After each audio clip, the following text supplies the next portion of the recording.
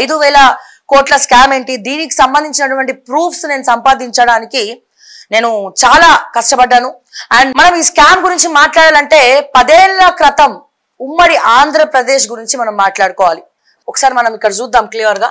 Yes, ఇక్కడ 2013 నుండి 2014 అంటే ఏదైతే తెలంగాణ రాష్ట్రం ఏర్పడక ముందు సివిల్ సప్లైస్ లో మనం కొంటున్నటువంటి రైస్ మిల్లర్ల బియ్యం సుమారు 60.2 లక్షలు 60.2 లక్షల ధాన్యాన్ని కొనుగోలు చేయడం జరిగింది.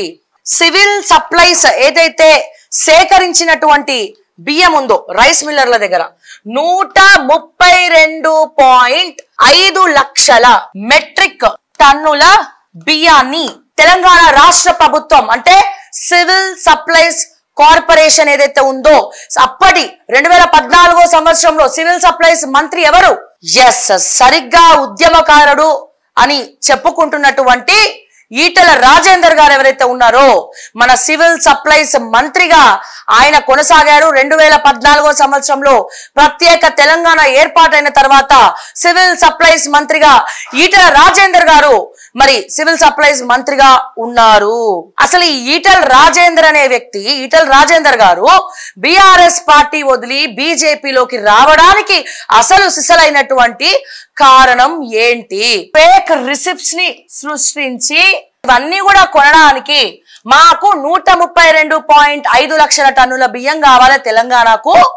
ఇవన్నీ కొనడానికి మా సివిల్ సప్లైస్ ల ఖజానా ఖాళీ ఉంది, ఖజానాల పైసలు లేవు, అందుకే దయచేసి కేంద్ర ప్రభుత్వం మాకు అప్పియాలి అని చెప్పి సుమారు అప్పటి మంత్రి అయినటువంటి ఈటల రాజేందర్ గారు 1700 crores ఈటల రాజేందర్ గారు అంటే తెలంగాణ మొట్టమొదటి సివిల్ సప్లైస్ మంత్రి అప్పు తీసుకున్నాడండి. 132.5 లక్షల టన్నులు ఏవైతే ఉన్నాయో అవి మేము కొనలేదు. కేవలం FCI మా దృష్టికి వచ్చింది, మా దగ్గరకు వచ్చింది కేవలం 60 లక్షల టన్నుల బియ్యం మాత్రమే. అందుకే మేము ఏం చేస్తాం, 60 లక్షల టన్నుల బియ్యంకి మాత్రమే మేము పైసలు ఇస్తాం, మిగతా 132.5 లక్షల బియ్యానికి మేము పైసలు ఇవ్వమని చెప్పి FCI food corporation of India దీనికి ససేమిరా నో చెప్పి ఇప్పటికి కూడా పైసలు ఇంకా ముట్టలేదు. ఫుడ్ కార్పొరేషన్ ఆఫ్ ఇండియా తేల్చి చెప్పేసింది సివిల్ సప్లైస్ కి, మీరు అన్ని దొంగ నాటకాలు ఆడుతున్నారు, మేము మీకు ఇయ్యమని చెప్పి. మనము ఈ 10 ఏళ్ల నుంచి 1700 కోట్ల రూపాయలు అప్పు తెస్తే ఈ 1700 కోట్ల రూపాయలకి మనం ఇంట్రెస్ట్ ఎంత కట్టినాం తెలుసా అండి? 10 సంవత్సరాలు 1300 కోట్ల రూపాయలని మనం ఇంట్రెస్ట్ గా కట్టినామండి, 1300 కోట్ల రూపాయలు. కానీ ఈ 1700 కోట్లు మింగిన తిమింగలం మాత్రం చాలా కన్నింగ్ గా బిహేవ్ చేస్తూ ఉంటది అన్నట్టు. అంటే ఏం తెలియదు, నక్క చిత్ర వినయాలని కూడా చూపిస్తూ ఉంటారు. నేను అసలు షాక్ అయ్యానండి. ఇదే అరుసుగా తీసుకున్నటువంటి ఈటల రాజేందర్ గారు 1700 కోట్ల రూపాయలని మిస్యూజ్ చేయడం జరిగింది. FCI ఇచ్చినటువంటి లెటర్ ఇది. ఇప్పుడున్నటువంటి ప్రస్తుత తెలంగాణ ప్రభుత్వానికి ఈ సబ్జెక్ట్ అర్థం కావాలంటే ఒక్కసారి మన CV ఆనంద్ IPS ని అడగండి.